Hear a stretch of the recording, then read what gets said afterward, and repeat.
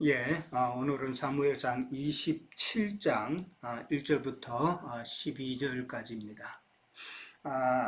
지난번에는 이제 두 번째 사울의 생명을 참 살려준 다윗의 모습이 우리가 나누었었죠.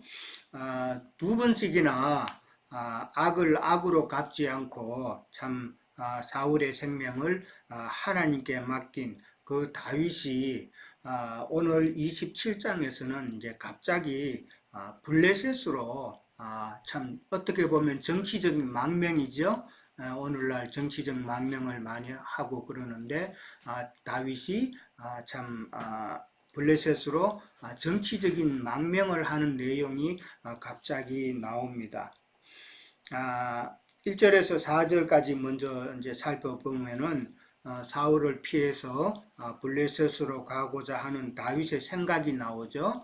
다윗의 생각과 또 실제로 일어나서 블레셋으로 두 아내와 함께 그 다음에 다윗의 사람들 600명이라고 되어 있죠. 600명이 같이 블레셋으로 다 망명을 하는 그런 내용이 나오고, 그렇게 이제 블레셋으로 넘어가니까 더 이상 사울이 다윗을 추격하지 않았다라고 이제 그렇게 나옵니다.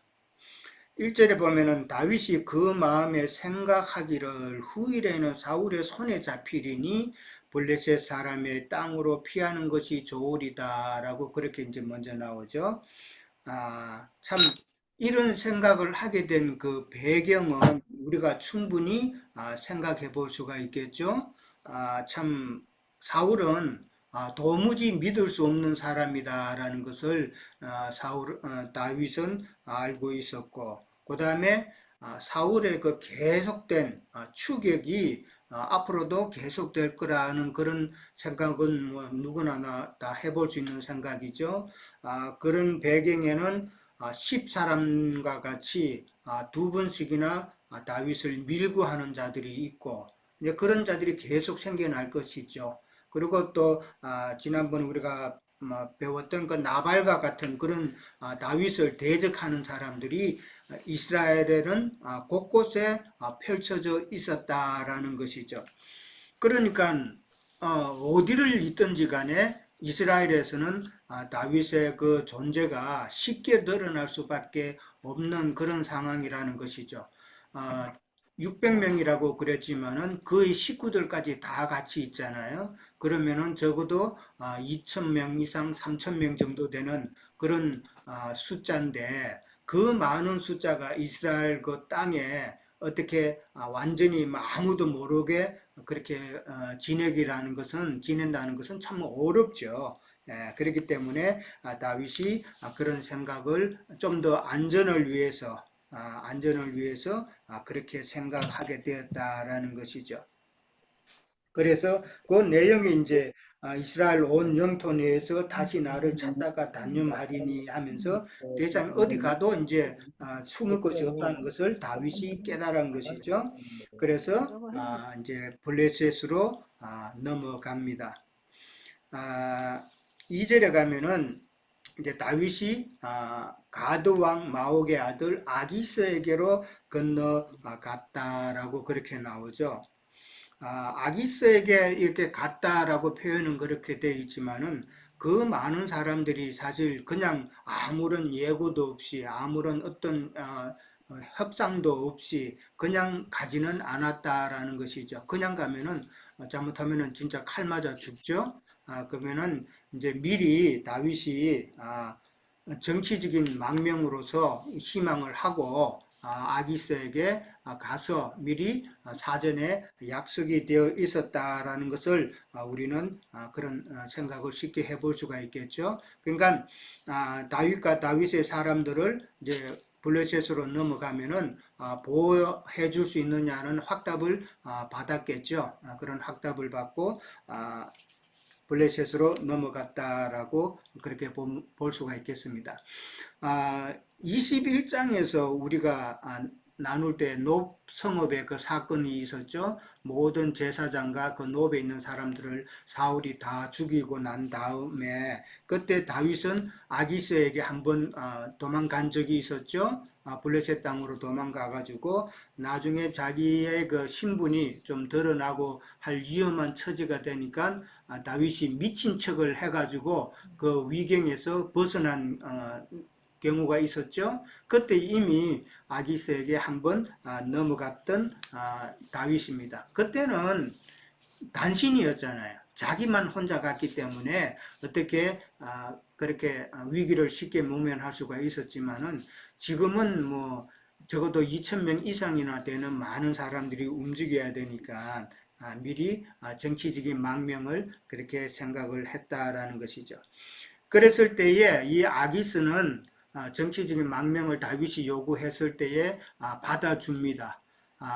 우리가 생각하면은 뭐 블레셋으로 봐서는 다윗은 원수잖아요. 골리앗 장군을 죽인 원수인데 이렇게 쉽게 받아줄 수가 있을까?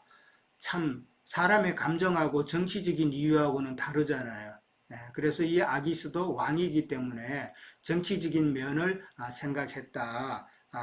일단은 다윗이 만약에 사울과 화해를 해가지고 사울을 도와서 블레셋을 친다면은 블레셋에게는 위험한 경우가 되겠죠. 일단 그 부분을 없애려고 했던 것이고, 그 다음에 이제 다윗을 갖다가 블레셋에 묶어두는 것이 일단은 안전하다고 이제 생각이 되겠죠. 그 다음에 이제 만약에 이제 정치적인 망명을 했기 때문에 나중에 아기스 왕이 다윗을 이용할 수도 있는 그런 찬스도 있을 거라는 그런 생각을 했다는 것이죠. 그 다음에 이제 사울에 대한 강한 적대감을 가진 아기스가 사울의 경쟁 상대인 다윗이 또 자기 나라로 온다니까 적의 적은 친구가 되는 그런 경우가 되겠죠. 그래서 호의적으로 대했지 않나 그렇게 생각해 볼 수 있습니다. 그리고 이제 이동을 하는데 두 아내 아히노암과 아비가일도 함께 했다라고 그렇게 나오죠. 이 말이 이제 나오는 것은 다윗이 블레셋으로 간 것은 임시적으로 간 것이 아니다라는 그런 의미를 이제 표현하고자 이런 내용이 들어간 것이죠. 그러니까 확실히 이스라엘을 떠났다는 그런 의미를 나타내기 위해서 그렇게 한 것입니다. 자, 그 다음에 사울이 다시는 그를 수색하지 않았다라고 그렇게 나오죠. 이 말은 뭐 어떻게 보면은 다윗이 이방 땅에서 곧 죽게 될 수도 있겠다라는 그런 희망 섞인 그런 내용이죠. 예. 자, 그 다음에 이제 여기서 우리가 생각해 볼 수 있는 것은 다윗이 그 마음에 생각했다라는 그 내용이죠. 근데 항상 하나님을 찾던 그 다윗이 여기서는 다윗 사람 중에는 갓 선지자나 그 다음에 제사장 아히멜렉이 있는데 아히멜렉이나 제사장을 통해서 갓 선지자를 통해서 하나님의 뜻을 묻거나 그렇게 하지 않았다라는 내용이죠. 예, 그렇게 하지 않았다는 것을 먼저 염두에 두시고 평상시에는 늘 하나님께 의지했던 다윗이 하나님께 의지하지 못하고 두려움과 절망과 두 번씩이나 또 그렇게 약속 이행을 안 한 사울을 보고 어떻게 보면 큰 절망감을 느꼈을 수도 있겠죠. 그렇게 해서 하나님께 의지하지 못하고 아기스에게 다윗의 생명을 참 맡기는 의탁하는 그러한 모습을 보면서 좀 안타깝다라는 마음이 들죠. 예. 그 다음에 이제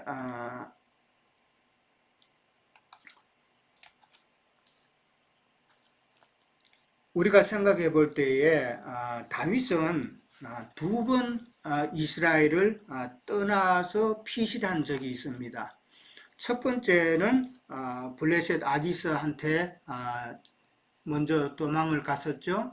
그때 한 번 있었고, 그 다음에 22장 5절에 보면은 다윗이 모압 땅으로 피신한 내용이 나옵니다. 모압 땅에 있을 때에 우리가 잘 알듯이 선지자 갓이 다윗에게 다시 유다 땅으로 돌아가라고 그렇게 이야기했었죠. 그러니까 다윗이 만약에 정치적인 망명을 한다면은 선택지는 두 군데라는 것이죠.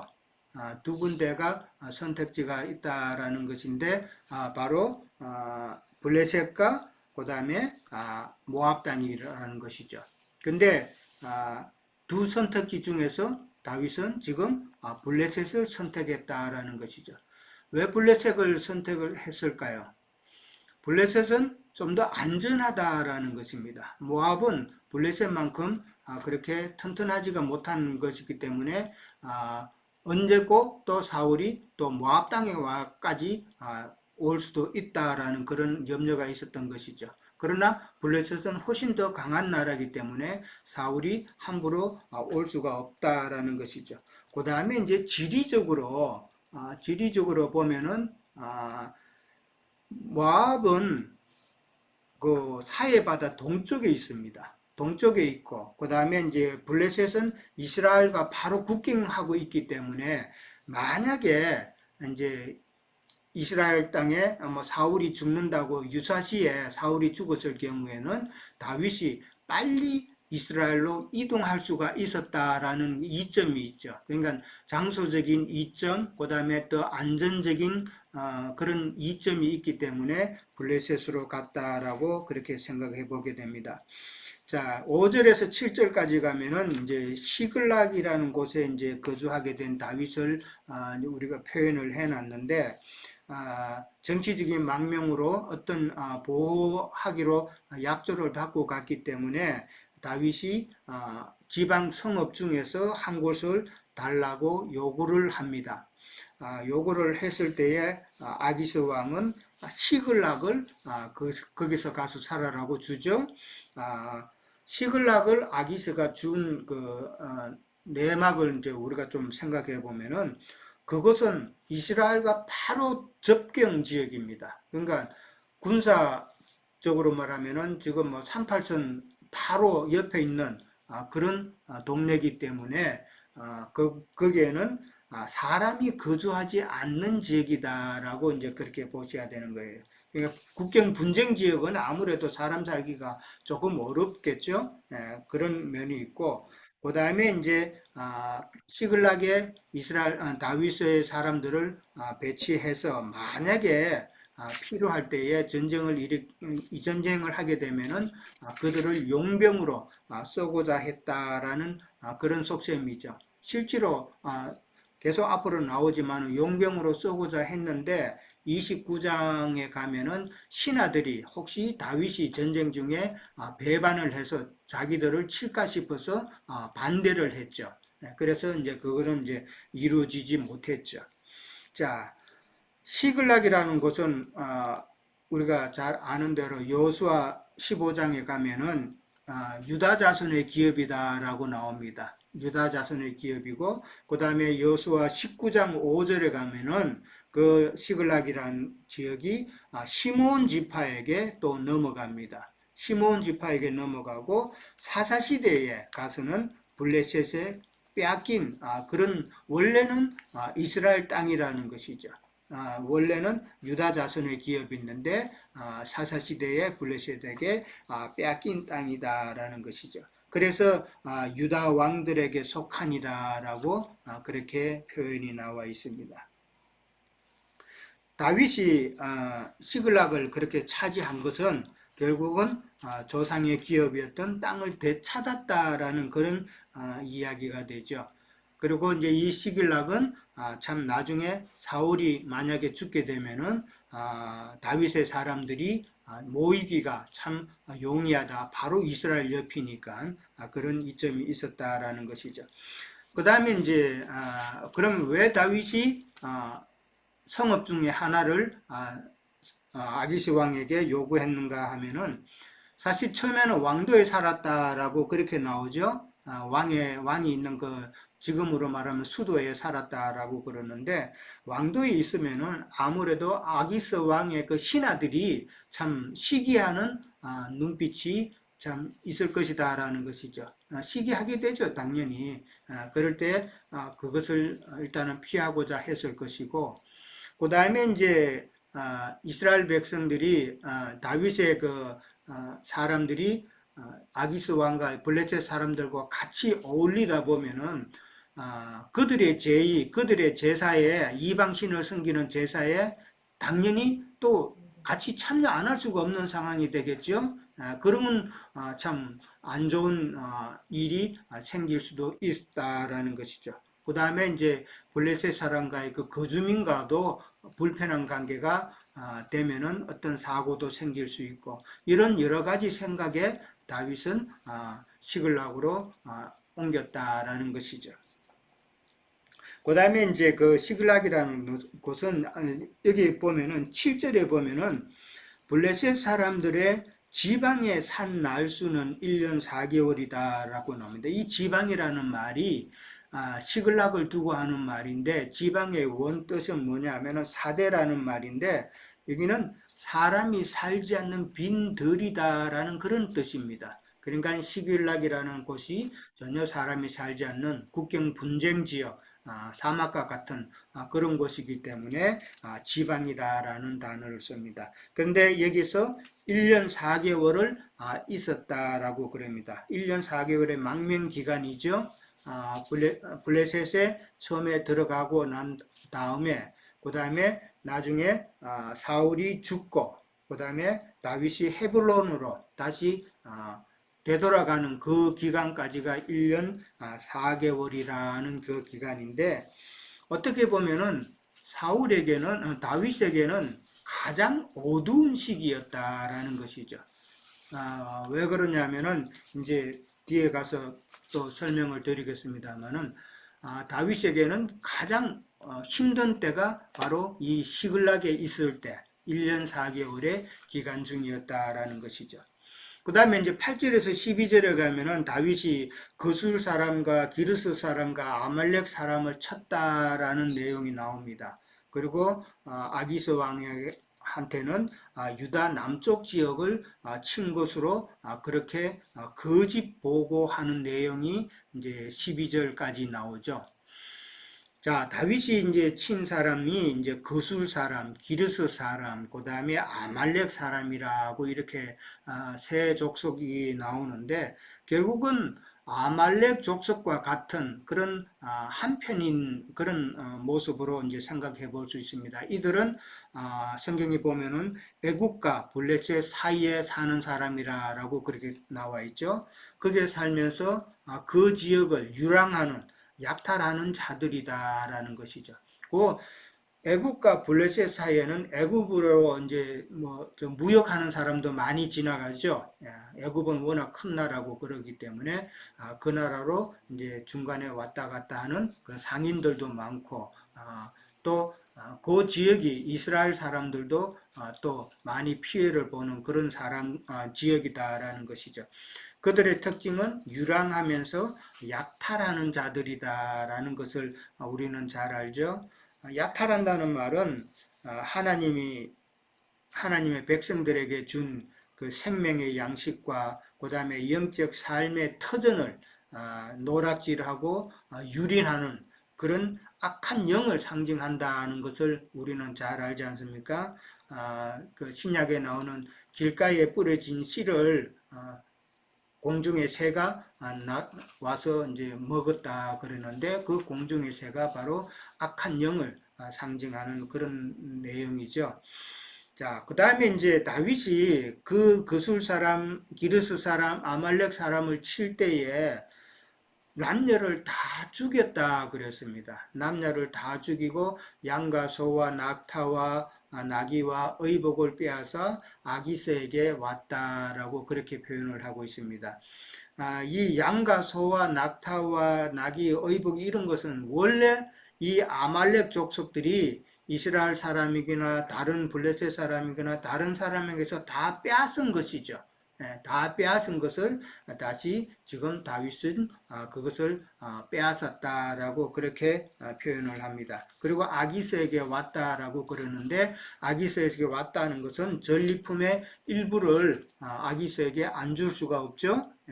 그 땅에 사는데 아기스에게 전리품의 일부를 주고 나머지는 다윗의 사람들에게 나누어졌다. 그리고 2,000명이 넘는 그런 많은 사람들이 생활하려면은 이렇게 싸워서 전리품을 취하지 않으면은 다윗으로서도 힘든 상황이 되겠죠. 자, 그 다음에 이제 남녀를 다 죽였다고 그랬습니다. 남녀를 다 죽인 이유가 이제 11절에 나옵니다. 일단은 비밀 유지를 하기 위해서 남녀를 다 죽인 내용이 이제 11절에 나오니까 그때 다시 설명하고요. 그 다음에 이제 그렇게 다윗이 아말렉 족속을 치고 난 다음에 아기스 왕에게 왔을 때에 이제 아기스가 이번에는 누구를 침노하였는가라고 그렇게 질문을 합니다. 이 말은 지금 다윗은 처음으로 지금 거술 사람과 기르스 사람과 아말렉 사람을 친 것이 아니다라는 이야기죠. 늘 이전에도 그렇게 아말렉 족속을 쳤다라는 그런 이야기가 됩니다. 그렇기 때문에 오늘이라는 이 말이 오늘이라고 그렇게 성경에 나와 있는데 이 말은 이번에는 그런 의미입니다. 그렇게 물었을 때에 다윗은 유다 네겝과 여라무엘 사람의 네겝과 겐 사람의 네겝을 쳤다라고 거짓 보고를 합니다. 그러니까 네겝이라는 말은 그 의미는 메마른 남쪽이라는 뜻입니다. 그러니까 상당히 광야죠. 메마른 남쪽. 그 다음에 사막 지역이다는 그런 의미입니다. 그러니까 유다 광야 지역, 남 광야 지역 뭐 그렇게 이해를 하면 됩니다. 그런데 유다 네겝과 여라무엘 사람의 네겝과 겐 사람의 그 네겝 그 지역은 다 유다 지파 지역이라는 것이죠. 유다 지파 지역이기 때문에 그렇게 아기스 왕에게 유다 지파를 쳤다라고 보고를 함으로써 아기스가 생각하기에는 다윗이 지금 자기 원래 나라 이스라엘에게는 완전히 지금 적대 관계이구나라는 것을 그렇게 생각하도록 했다는 것이죠. 그러니까 거짓말한 목적은 바로 아기스 왕으로 통해서 다윗은 지금 완전히 이스라엘과는 적대 관계이기 때문에 아기스에게 충성을 할 수밖에 없다라는 것을 이제 그렇게 오해하게끔 그렇게 생각하게끔 했다라는 것이죠. 자, 11절에 가서는 이제 다윗이 남녀를 살려두지 않고 다 죽였다고 그렇게 이야기를 합니다. 그러니까 조금 전에 말씀드렸다시피 유다 지파 지역을 공격함으로써 아기스 왕으로 하여금 다윗을 신뢰할 수 있도록 그렇게 했다라는 것이죠. 그런데 그렇게 거짓말을 했는데 남녀를 살려두면은 그 사람들이 아기스 왕에게 사실을 구하면은 안 되잖아요. 그러면은 큰일 나죠. 그러니까 그 비밀을 유지하기 위해서 남녀를 다 죽였다라고 그렇게 생각해 볼 수가 있습니다. 근데 이 남녀를 다 죽이고 원래는 이제 포로로 잡아가서 일을 시키든 종으로 삼든지 그렇게 해야 되는데 다 죽이고 또 죽인 이유가 결국은 거짓말 때문이잖아요. 다윗의 거짓 보고 때문에 이렇게 다 죽이고 해야 되는 이런 모습을 이게 결국은 다윗의 사람들에게 있어서는 결코 좋은 모습은 아니었다라는 것을 우리가 생각해 볼 수가 있겠죠. 그러니까 다윗의 신뢰가 떨어지는 그런 결과가 나타난다라는 것이죠. anyway, 다윗은 거짓말을 통해서 아기스가 다윗을 믿게 만들었고, 그 다음에 다윗이 지금 이스라엘과 적대 관계가 되었으니까 아기스 왕이 생각하기에는 이제 다윗은 영원히 내부하다라고 그렇게 생각을 했다라는 것이죠. 근데 참, 이 27장을 읽으면서 보니까 시작은 다윗의 생각이죠. 다윗의 생각이 나옵니다. 근데 마지막에는 또 아기스가 그렇게 생각했던 생각이라는 단어가 나와요. 아, 이 생각이라는 단어가 처음과 끝이 이렇게 나오는 게 이게 뭔가 의미가 있겠구나 한번 생각해 봤어요. 그러니까 이 말은 다윗이 지금 생각하는 것은 아무리 자기가 선한 생각, 자기의 사람을 지키고자 하는 그 선한 생각 때문에 그런 생각을 낸 거 아니에요, 지금. 그 깨를 낸 거죠. 깨를 냈고, 그 다음에 지금 이 아기스의 그 생각은 다윗이 하는 행동으로 봐서는 자기가 지금 생각하는 게 확실하다라는 거죠. 예. 이거는 정말 뭐 빼도 박도 못하고 이거는 완전히 100% 확실한 자기 생각이 확실하다라는 그런 의미잖아요. 그러니까 다윗의 선한 생각과 아기스의 확실하다고 생각하는 그 생각이 결국은 하나님 보시기에는 지금 다 어리석다라는 그런 의미가 아닌가. 그것을 이야기하고자 하는 것이 아닌가 저는 그렇게 생각을 해봅니다. 실제로 다윗의 그 생각으로 인해서 남녀를 죽이고 그 다음에 거짓말하고 하는 이런 행동이 지금 다윗의 사람들에게는 안 좋게 보인 결정적인 그 내용이 사무엘상 30절에 보면은 30장에 보면은 거기 나옵니다. 30장 6절에 보면은 시글락의 그 식구들을 다 남겨두고 아말렉을 치러 간 다윗이 나오죠. 그랬을 때 돌아왔을 때에 시글락에 있는 식구들이 다시 다 포로로 잡혀간 그 내용이 나옵니다. 그랬을 때 6절에 보면은 백성들이 하는데 이 백성들은 사실 그 600명 용사들이죠. 그 600명 용사들이 자녀들 때문에 마음이 슬퍼서 다윗을 돌로 치자라고 그렇게 나옵니다. 그러니까 다윗의 사람들이 지금 다윗을 돌로 친다는 이 말은 다윗의 신뢰가 어느 정도 떨어졌다라는 것을 지금 증명하는 그런 내용이다라는 것이죠. 그랬을 때에 다윗이 크게 다급해서 하나님 여호와를 찾아서 여호와를 힘입고 용기를 얻었다라고 그렇게 이제 나오죠. 지금 이때까지는 27장에서는 지금 30장 6절 이 사건 이전까지는 다윗은 하나님을 찾았다라는 말을 하나님을 찾는 내용이 한 번도 안 나옵니다.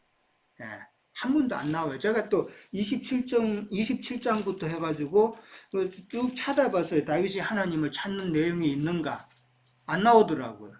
예, 이 말은 다윗의 그 자신의 생각 때문에 참 생각으로 인해서 다윗의 그 무딘 신앙을 지금 설명해 주고 있다. 그 무딘 신앙의 원천은 바로 다윗이 자기의 선한 생각대로 행동했기 때문이 아닌가라고 그렇게 우리는 생각해 볼 수가 있을 것 같습니다.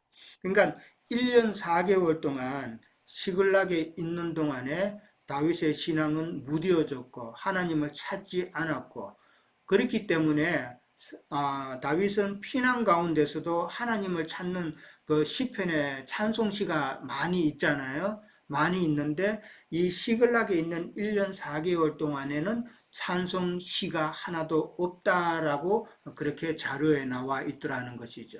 예, 그만큼 다윗에게는 그 1년 4개월이 참 어려운 그런 신앙이 참 어두운 그런 상태였다라는 것을 성경은 27장을 통해서 우리에게 이야기해주고 있다라는 것을 저는 깨달았습니다. 자, 일단 여기까지 저는 하겠습니다. 예. 지상에서 TV에서의 그, 일어나는 일들이 주님의 그 계획하심 안에서 정말 무한대로 펼쳐지는 고 또 이제 어떤 한 시대를 또 이렇게 마감하기 위해서는 여러 가지 그런 환란과 전쟁이 있으리라 생각을 합니다. 근데 저는 이제 27장을 읽으면서 아기스라는 그 뜻이 이제 뱀을 부린다는 걸로 이렇게 해서 생각이 되는 게 이제 창세기에 그 타락한 그 아담과 하와죠. 그래서 그 지혜롭게 하는 뱀의 지혜와 또 주님이 말씀하셨죠. 너희는 이제 전도하러 갈 때 뱀의 지혜와 비둘기 같이 순결하라 이렇게 이제 그 지혜를 뱀의 지혜를 본받는 그런 의미를 이렇게 가르쳐 주셨는데 그 시편 58편 4절에 보면은 에, 다윗이 이제 하는 그런 그 시편 중에 저희 독은 뱀독이고 귀막은 독사 같다 이렇게 이제 그 증거를 하고 있습니다. 우리가 이제 기독교 생활은 필수적으로 이렇게 저도 기독교 생활하고 우리 유영진님도 기독교 생활 해보시고 또 우리 여기 있는 지체들도 다 기독교 생활을 해봤던 경력이나 어떤 신앙생활이 있을 거예요. 근데 이렇게 생각해 볼 때 그 기독교 생활이 참 어떻게 보면 한 면에서는 참 허무한 면도 있지만 그들의 그 신앙 상태, 뭐 바벨론이라고도 하고 또 혼동 체계에 있는 기독교 체계인데 음료 체계인데 그 체계는 뱀독이 역사한다는 거죠. 그래서 그 체계를 겪어보지 않은 사람은 뭐 우리 속담에 적을 알고 나를 알아야 뭐 이렇게 전쟁을 이긴다 하는 얘기가 있는데 그런 기독교 생활이 우리가 신앙 여정에는 큰 도움이 되는 것 같습니다. 제가 어떤 요즘에 이제 좀 많이 유화돼서 교통하는 우리 대전에 장로님이 있는데 그분이 그래요. 이렇게 생각해 보니까 지나간 게 기독교 생활 안 하고 처음부터 이런 진리 모임에 들어갔었으면 좋겠다 하는 말을 은연중에 하더라고요. 그게 아니다. 그 기독교 생활을 한 것만큼 그 세계를 이해를 해야 우리가 이렇게 진리의 모임 생활이 귀한 것을 알고 또 그런 잘못된 그 신앙 체계에서 나옴으로 해서 잘못된 체계를 이해를 할 수 있고 우리 형제님 뭐 이렇게 꼭 비교로 이렇게 우리 신앙 여정을 이렇게 전개를 해서 잘 가르쳐 주시는데 정말 그렇습니다. 뱀의 독이 뭐고 그 뱀독, 배나 더 지옥 자식이 된 상태에서 우리가 그런 경험과 그런 어떤 체계 안에서의 그런 이해력이 없이는 하나님의 이 귀한 하늘의 신령한 이 복음들을 정결하게 받아들이는데 제한적이라고 봐요, 저는. 그래서 그런 우리 유영재님은 뭐 한 40년을 기독교 생활을 하셨다고 그러는 것 같은데 저는 뭐 한 20년을 한 것 같습니다. 뭐 타이반 해가지고 했는데 어쨌든 굉장히 그 과정이 없이는 어떤 더 나아가는 거라든가 어떤 상대적인 이런 이해가 좀 부족하지 않을까. 그래서 다윗도 지금